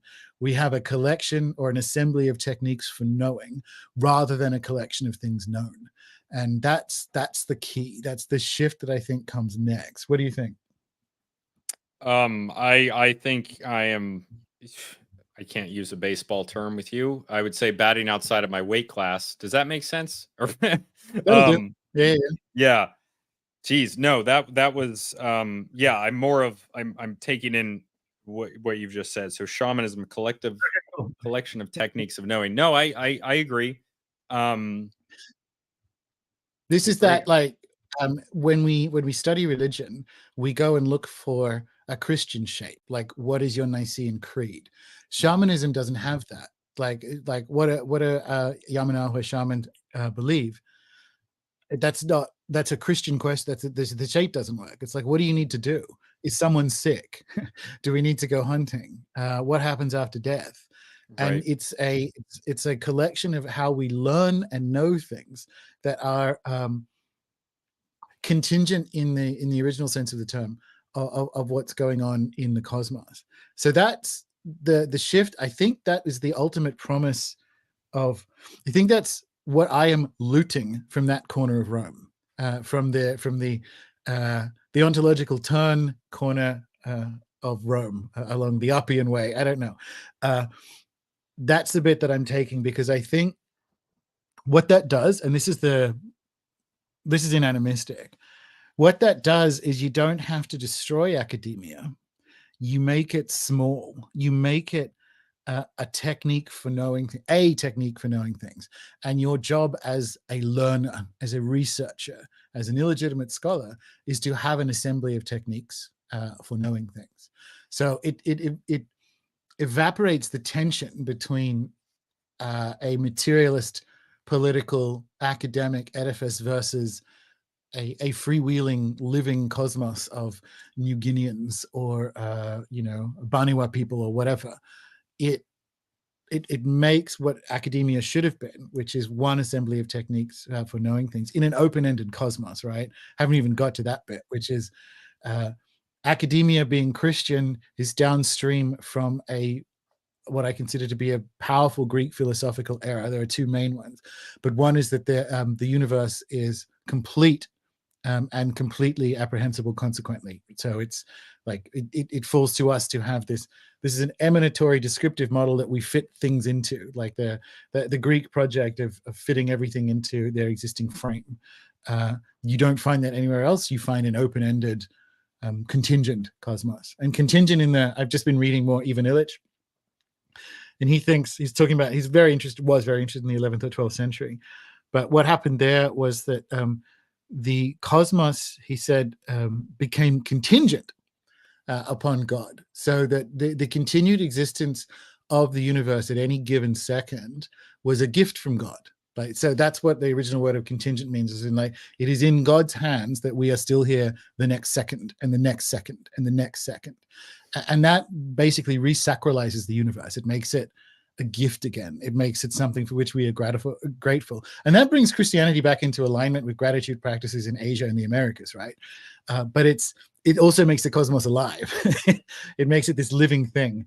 And that open-endedness and idea that divine incompleteness is a better match for an assembly of techniques for knowing than it is like a collection of things known, which is the Greek model, the Greek era. and well, the two Greek errors. The other one was to assume that the physical is far from the sacred, because those two models come together. It's an emanation RKO radio model, and each error contains the other. And that bit, I think, that's put a lot of horse blinders on our capacities to learn from our fellow humans. Right. Yeah, and I think that it does come down to restriction. A little bit. You said this a couple of minutes ago, but using education as I'm paraphrasing what you said in my own words, but using it as a tool rather than a framework. I think that that's right in line with what I do. Is that, like, in the past, what came out of academia was complete in the sense that it was a finished product, but how I view it right now is that it is one of many things that I do. I mean, my old intro to my show was that I used traditional academic methods, indigenous sources, and one other thing, but it was like one of three things. And those three things weren't a complete list. It was that I use whatever information makes sense to that I evaluate individually based on what it is, and I use a number of different techniques. But yeah, academia is too restrictive. It's I think that that's the theme of it in the most simple way that I can say it. Who gets to make things true? So in this new world, because I think Graham Hancock's a good example, right? Because he actually does have a university education and used to be a journalist for The Economist back when that was readable. So he can rely on, he can say, I'm a journalist following essentially a feature story. But I think about people in that great 20th century world like Thor Heyerdahl, who I'm very interested in this idea of adventure as epistemology, because that's kind of what I do. But he was wrong on a macro level about the colonization of the Americas by boat from Southeast Asia. But he was actually right about some important stuff, which is that they, in fact, did have maritime contact, and that these balsa wood boats could make it across the ocean, and all this other stuff with his Kon-Tiki tour. So he contributed to our understanding of how those, like, early American society, South American societies lived, by not so much being wrong, but going on an adventure that led to some conclusions that haven't been borne out by other historical processes. But he was an adventurer. That's like he grew up in whatever it was, Norway, camping out on the tundra, like on his own, or in a weird sense, because I read his biography, like his parents let him befriend this like much older man, like in his 40s when he was 11 or 12, and he was a hermit who lived alone, and they'd spend their evenings together. This I'm not saying anything went wrong there. I'm just saying that probably wouldn't happen today. I wouldn't let it happen. I wouldn't. No. Probably nothing. Yeah, but probably nothing. But it's the things that look like red flags to us today. I feel like that should have looked like a red flag then. Doesn't matter. He turned out all right if anything happened. Yeah, I've seen this movie for an anthropology class. Yeah. Definitely. I don't remember which one, but I saw it. And so we know things because this crazy Nordic built a balsa wood boat, and with a bunch of his hot Nordic friends, like sailed it across the ocean. He did a bunch of other stuff that's like, but that's the famous Kon-Tiki expedition. Yeah. So it's weird, right? Like what I try to do, this is a chaos magic thing. I try to make things true. So how do I make it true that he's allowed to contribute, and also someone who might have double PhDs in early South American languages and Inca archaeology and all the rest of it?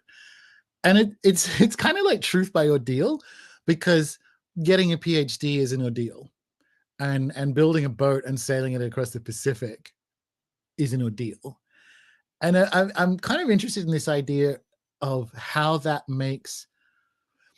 has an archetypal shape, having just wailed on the Greeks, that looks Greek, that we come back to the tribe with our learnings, right? One way or the other. Like we go out into the world that like in a hero's journey sense, and we come back to the tribe with our learnings. And again, I'm not saying that's the only way we make things true. That's not like, because we have an assembly of techniques for knowing. But this year I've been corresponding with my all-time hero, Wade Davies a bit, about this very idea of adventure as epistemology, because he managed to do it in a way that remained more or less mainstream, or at least official, because he got to be National Geographic Explorer in residence and all the rest of it. But also had some pretty wild adventures with zombies and everything in Haiti. And so he's not Graham, but he's also not a down the line academic. And what he seems to do is have adventures. And in a good, like, this is really unfair. He speaks like 5 Amazonian languages and shit, but like, there's something to that. There's something that I think is very important as we move into this post-sack of Rome world, where we need to have an understanding of how we make things true. Because what we don't, I can hear the argument is like, oh, so anyone can just say anything. Well, first of all, yes, they can, frankly. But secondly, we do need to, at least on a personal basis, have some kind of rigor around how we make things true. And what are your thoughts on that? Like, we've spoken about citation, adventure as epistemology. Like, how do we, post academia, make things true and not just I think this happened, or I think 5G causes trans. Like, how do we? Yeah. So the idea of making somebody true, and I guess I'm going to look at this from a Taoist perspective largely. I don't think anybody can make something true. I don't think that. I think that the ways that people evaluate information. Am I getting some echo? Sorry. You sound all right on this side, so if you are, it's yeah. Okay. Okay. So when there's a when there's a changing of the way that people view information, that's the inevitable result of, I think, changing physical and human environments. So when people's technology changes, when people, the way that people interact with the world changes over time. Oh, somebody said in the comment that there's echo. Interesting. You sound fine here. Weird. I can hear it back. Wild. So you can hear you echoing back. Do you want to jump in and out, see what happens? Yeah. Okay. Yeah. All right.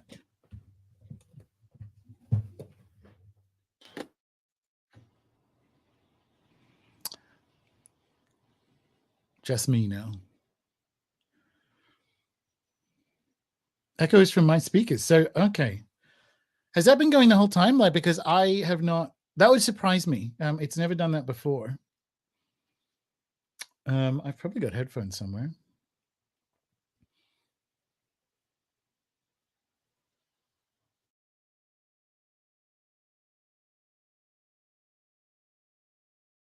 Right. Okay, cool. So it just started. So it won't be my speakers then. Great. Because then I'll have to change this whole fucking setup, and it's new. It shouldn't. It should be fine. Because Echo started after toilet break. Toilet ghost. Oh, right. God, it was happening that whole time. I tell you what, now you look better. I do. So it must be a connection issue. Yeah. Interesting. Okay. Well, that's good. Whatever. See, okay. I feel the same way about StreamYard now. I was complaining. Yeah. Thank you. Yeah. I was complaining bitterly about StreamYard before we began, because it's unfortunately a necessary evil, at least for now. God, you can't imagine, like, I'm so close to finding tools like Squadcast that are almost right. We'll get there. It's like a bit of a side quest. It's like following which you'd appreciate this, which editing tools have the best AI. Like Descript still does, but it's a very unreliable platform. And I was about to cancel my Premiere Pro, and then they come through with the text editing, and I'm like, oh man. So we're in this weird moment, this not so much a bubble as like a steepness of the curve of innovation, where I'm just going to watch, and I'm going to drop StreamYard like a $5 whore when this is done. I really am. Yeah. Stream Labs, the people that make Stream Deck, just came out with some stuff, and I haven't tried it out yet. Oh gosh, I can hear the echo again. So Pinky says the sound is great though. Interesting. Okay. Was it only happening when I'm talking? We'll ask the chat.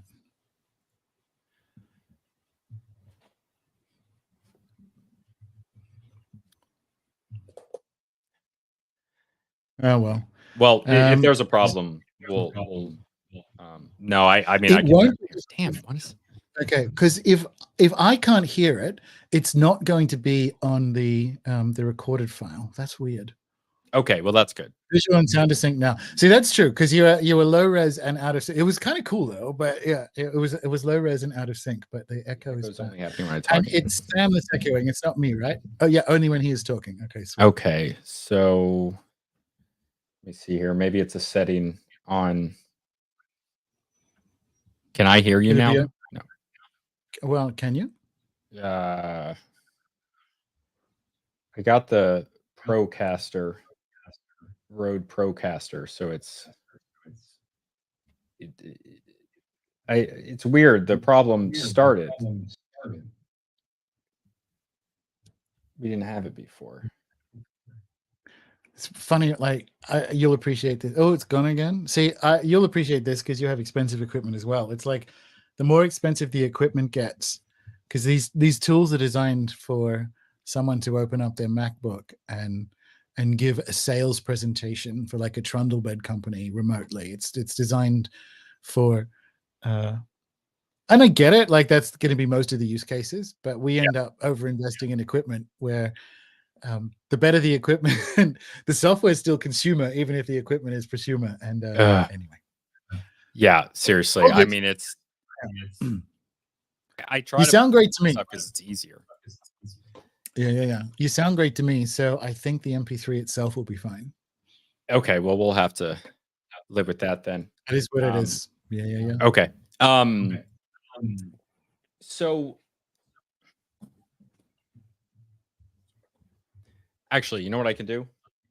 It should work if I do this, because now the echo should be gone now. And if it's not, because I'm just going to play with it. Okay. Did you unplug the mic? You still sound good. That's all. No, it's the fader. I can play with the fader to turn yours off, which I thought would do it, but I don't think it did. No. Regardless, if it's not coming through for the recording, then that's where the bulk of it is. Well, because if I can't hear the echo, that means that the MP3 will be fine, as far as I can tell. Someone's saying switch headphones. I wonder if that'll do it. Unplug it, plug it back in. Maybe that's what did it. Okay. Oh my gosh, did that really just fix it? No, it didn't. Okay. I'm going to keep going now. We'll power through it. Come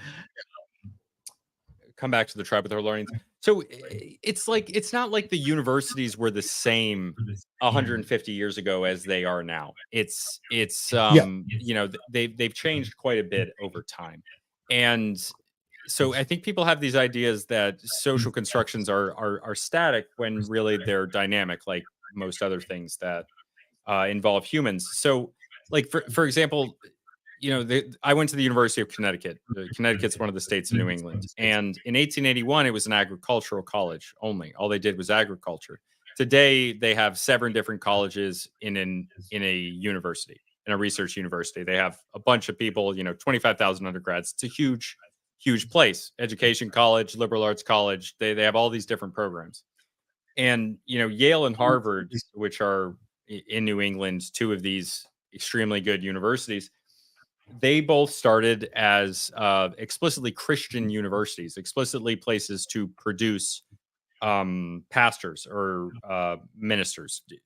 And they weren't anything other than schools where when students went there and they was highly selective, they came to learn about Christian theology, and they came knowing Greek and Latin already. And today, rather than it being the elites of the elite that are going to these universities, and the only 2 that exist are Yale and Harvard in New England entirely, which was true for a number of years, then it's a different situation where when 20% of the population is going to college and 45% of the population is going to college, inevitably that's going to be a different outcome.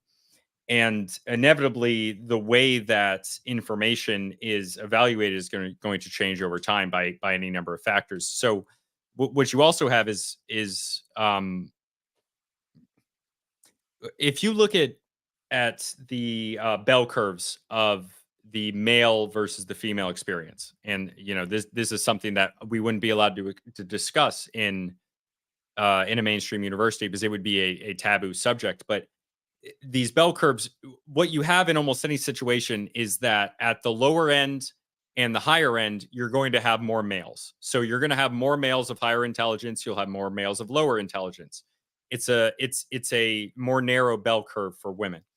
And I think that when you look at things like explorers as well, you have individuals that move outside of a conformist framework that would be the mainstream, and they do different things. And those different things could be anything from somebody living homeless and not producing anything, which a lot of people would look down on, and that's whatever. I mean, more homeless people are men, but and then there's people that move outside of the framework and they produce something new that is then based on the changing values of the society viewed as something that is a positive influence on that society.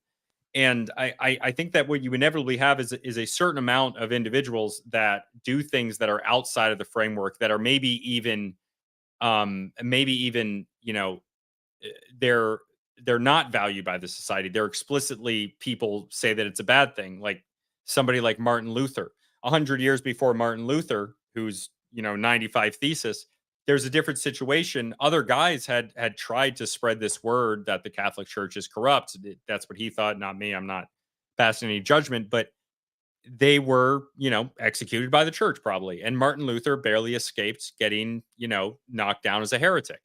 But the changing situation and the way that that information was evaluated by that new society, that change in society with new information, then it was able to become a popular idea.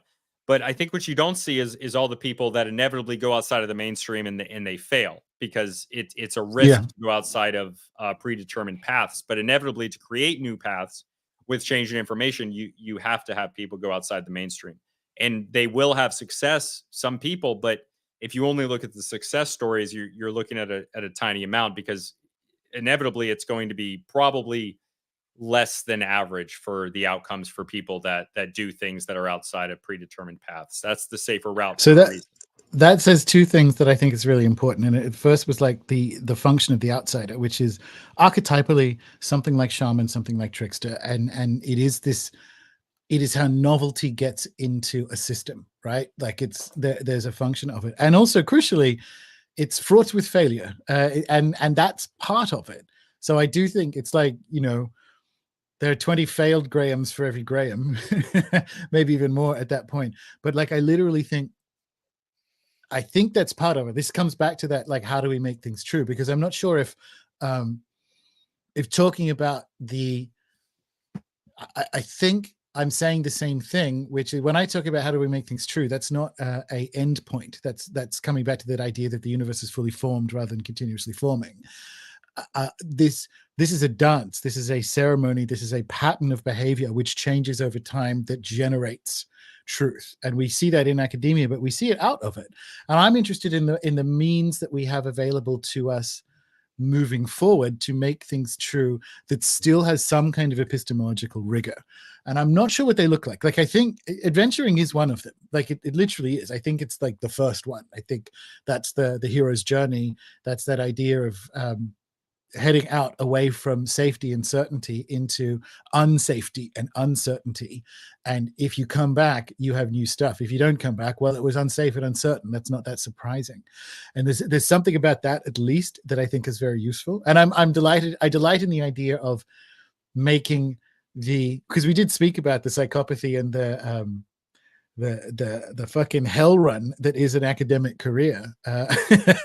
That counts as an ordeal, frankly. Like, if you manage to get to the top of a department, you've sucked the right dicks, you've buried the right bodies, like you've played a game to get there, and that's its own kind of ordeal. I would prefer more of the South American adventure, but it is what it is. Me too. And that's kind of, I'm interested in. It's almost like that's like a love letter to to academia. One of the things that happened on that note, when Star.Ships came out, so my first book, that's my first Graham book, let's say, rather than an explicitly magic book, I got about 13 or 14 emails in the first few months from different academics in anthropology and a couple, and not so much in Egyptology. I got one or two, saying we actually all, not saying we agree fully with everything you said, Gordon. You have written the definitive book on the prehistory of the spirits and the survivals from the antediluvian age. It was, we actually all kind of think like this, and we talk about it privately. We just are in a system that can't do anything with it. Like, we can't bring this into the system, which was very encouraging, because when I talk about my extreme distaste for academia and the gatekeepers and psychopaths at the top, for sure, there's something about the Rome metaphor, and this comes back to Stone Age herbalist. I think if you are in academia as a career and listening to this, you should be excited at the prospect that we're at the looting of Rome phase. You're closer to the valuables for a start, and the sooner you work out that, like, this game is over, don't climb that disgusting ladder. But that doesn't mean stop inquiring. That doesn't mean that there isn't if anything, the world of learning and intellectual, and that's a dumb word, just growth of knowledge is much bigger. And it doesn't mean everyone becomes a podcaster either. I don't know what it looks like. What I can tell you is that it doesn't look like, one, you won't survive if you keep having to take those injections, but it doesn't look like complying with state diktats for 40 years to get a tenured 80 grand a year job. Like, it's not, don't do that. That's over. And that's good. Like, when I declare, like, the fall of Rome moment, it's not like, haha, fuck you, academia. It's like, no. People in that system, join us and our fancy barbarian trousers in, like, taking everything and fucking off into the hills and then eating the olives on our way through. Like, this is a great time. And I'm super interested in that, in how the discussions bleed out, because this is a beautiful term, of course. There is an invisible college of people who are still in there. Stone Age herbalist would be one of them, just to borrow that lovely and sacred term. It's so fucking weird that it's almost like the wider culture has worked out what academia has known for decades, which is like, this is some bullshit.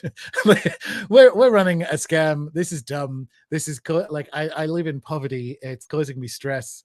I'm $200,000 in debt. And now we're forced into Maoist style struggle sections and putting injections in our arms. Like, you cannot make up a more dystopian system. But in the meantime, they are communicating about stuff that I think some have those secret communications and secret discussions and inquiries, because it was really encouraging. Like, the first book was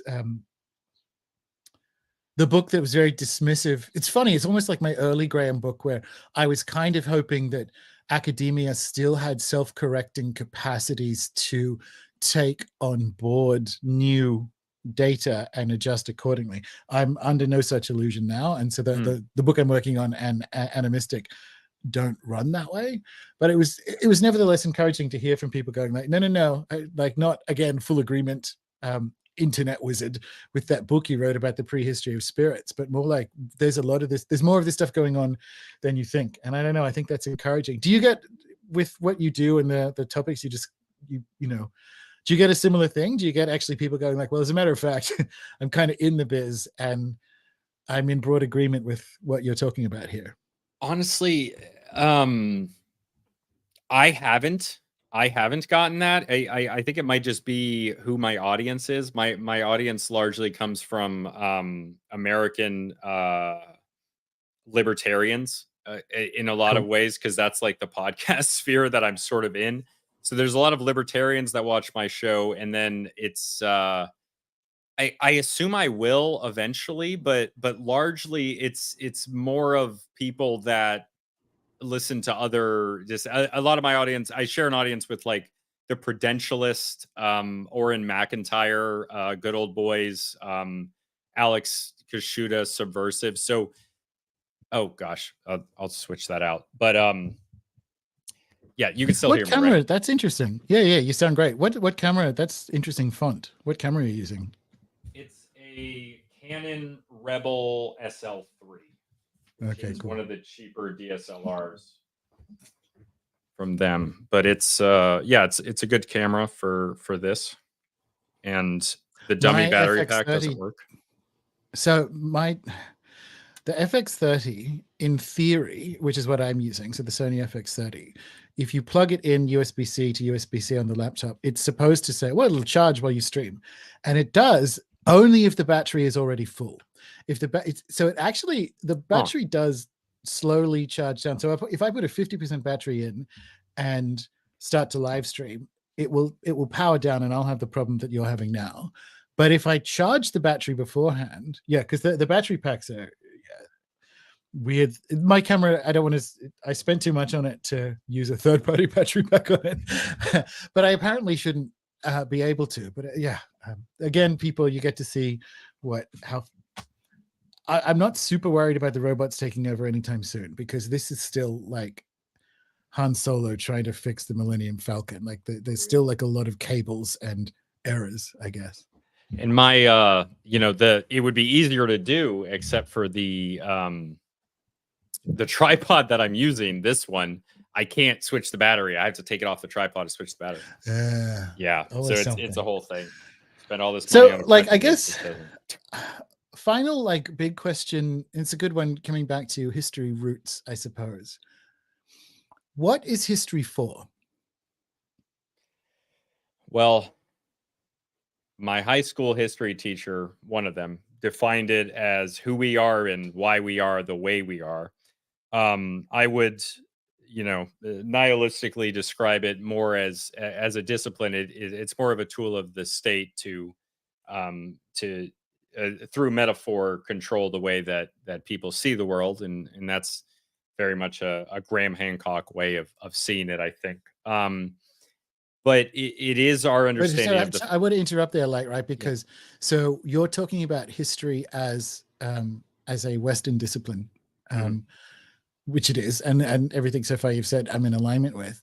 But let's open it up and have history as a cosmic idea, so that history that is retained by elders in a tribe, or Aboriginal women keeping Aboriginal women's dreaming stories. Like, what is it? Our version of that, because it's how you sequence it, right? So in the West, I think our history as a discipline is one of our versions of something that looks like that around the world. I'm always interested in, because mostly because I was told that to be suspicious of universals. I'm very interested in them, and the function of keeping the stories of lineage belongs to a tribe or a society, and that's, I think, what I mean by, like, what is history for? Because we've to some extent forgotten that and replaced it with the academic discipline of history. And I don't know, like, I want to take the discussion in that way. Like, what is it for? What do we do with it? Like, you're definitely correct that it's propaganda used to tell stories about or make the thoughts we're allowed to have about who we are necessarily small, and weapons of the state consequently. But it only works in doing that. It's only successful in making people's stories of themselves small, because there's something about the stories we tell ourselves that can make us either big or small. Do you know what I mean? Like, history has a narrativizing power of situating, I think, humans in time, and that's, I think, where I want to go with it. So what are your thoughts?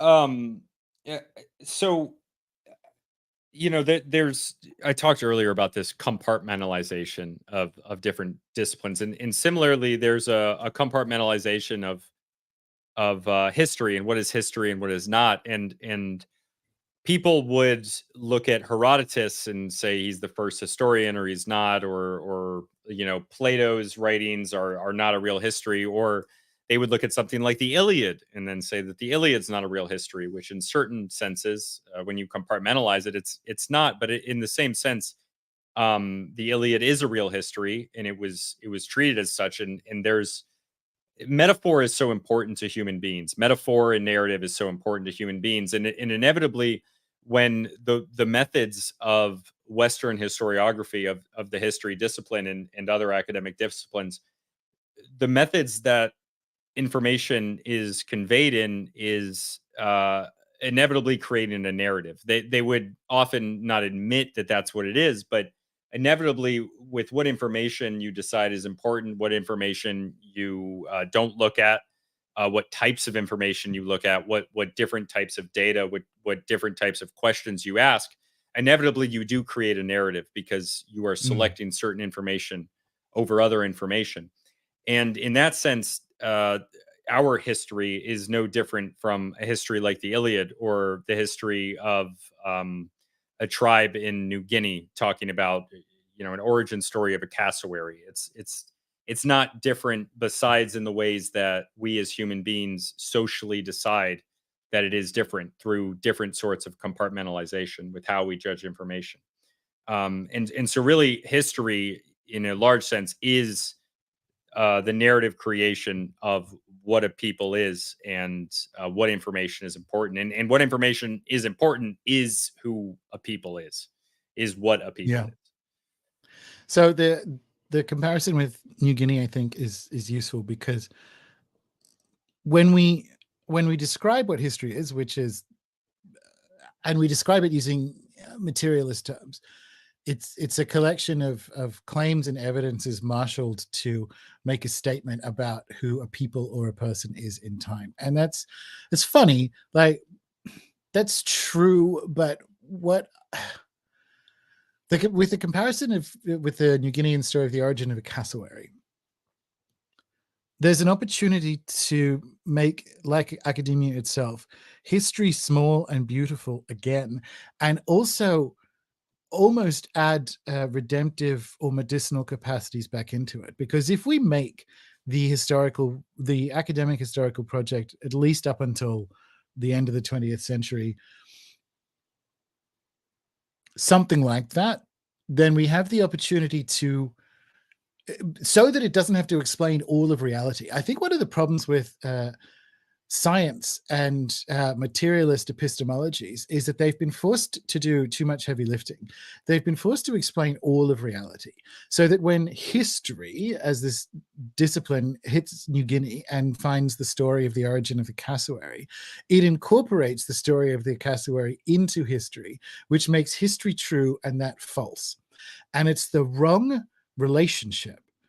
If history encountered it as I prefer something like maybe a bit more present tense, like history is story keeping, like history is the keeping of the stories of a tribe, because it makes it present tense and it makes it contingent again, and it has an opportunity to update, because then history is story keeping hits New Guinea, and one of the things that happens to history is it learns the story of the origin of the cassowary, and it makes these things equals rather than stacks them. This is why I like the anthropological turn in anthropology, is that it de-verticalized the academic project from academia containing things underneath it with the implicit assumption that academia is correct and the story of the cassowary isn't. And you change that whole premise by making them horizontal, by making it story keeping. And I think, and this is a wild take that I unsurprisingly have no materialist evidence for, I think that's mankind's original worldview. I think mankind's original worldview is open-ended story keeping, and that allowed us to learn from other tribes as we moved about the earth and encountered others, because we had our stories, they had theirs, and the act of story keeping itself was the universal. So history wasn't the universal, and the story, and those things didn't have to be right and wrong. The right thing was story keeping. And that for me is very important in the post-academic age. Like, what is history for? History is an active is a doing, right? Like it's the keeping of the stories of a tribe or a society. And that's really useful because it allows it to contain things that otherwise get spat out as being falsified or wrong according to definitions of reality that I don't think are valid. So Tor Heyerdahl and the Kon-Tiki expedition is contained within history of story keeping. That happened, right? Like that actually happened. The flow on speculations or songs that came out of that epic, some were right, or some match other songs and others don't. And that's a really important, this is like, I guess, like an animist turn explicitly, where we make it active story keeping. And I think anthropology is a similar thing, right? Like we actively keep stories of humans and the more than human, and add to those stories, is where I think post-academic academia would go in my hippie eco-utopia, I guess. Yeah. Wow. That was fantastic. I almost don't know if I should add anything to that, but I the one thing I guess I'll say is that it, this idea of when you talk about human history, human like a whole human history, incorporating origin stories of people in Papua New Guinea, especially in the sense that like you take the origin story when it is where it is, like, because when at the point of first contact, that story is then going to change because it is open ended. So at the place where it was, one of the projects that I've worked on is a Native American dugout canoe that I made with as close to traditional methods as I could, and one of the things that I wanted to have was a canoe that was as early as possible because of the influence of European methods of shipbuilding and metal that they incorporated in. So I found through dendrochronology one that was 16th century, so 1500s, rather than one that was a little bit later that would have other methods incorporating. And there's an inevitable change here with open-endedness, and certain things have to be open-ended. And there's a spectrum of open-endedness in the way that humans incorporate information. And when it's not open-ended, there can be a lot of conflict.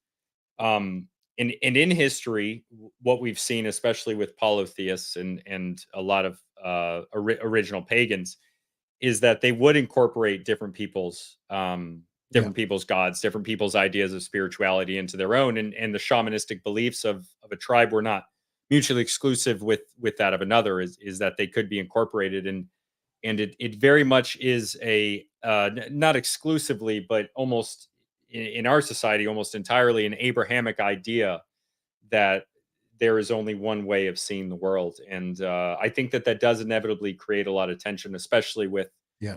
the globalized world that we have today. Love it. All right. Well, we did 2 hours on the dot, more or less. Little technical breaks, little bathroom breaks, but otherwise, Yeah. otherwise 2 hours on the dot, sir. So for people, this is a really, really cool chat, and we'll definitely tangle again. Love to, yeah. But yeah, for people who want to know more and where to find you, what you got going on, all that kind of stuff, lay it on us. Yeah, so Illegitimate Scholar podcast, that's on all the podcasting apps, Spotify, Apple, whatever, as well as YouTube.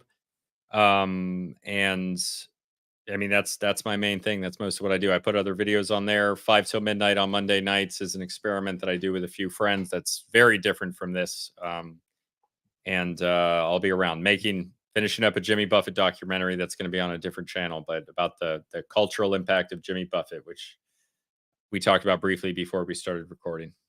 Yeah, very cool. Yeah. Well, all and right. Ill_scholar on Twitter.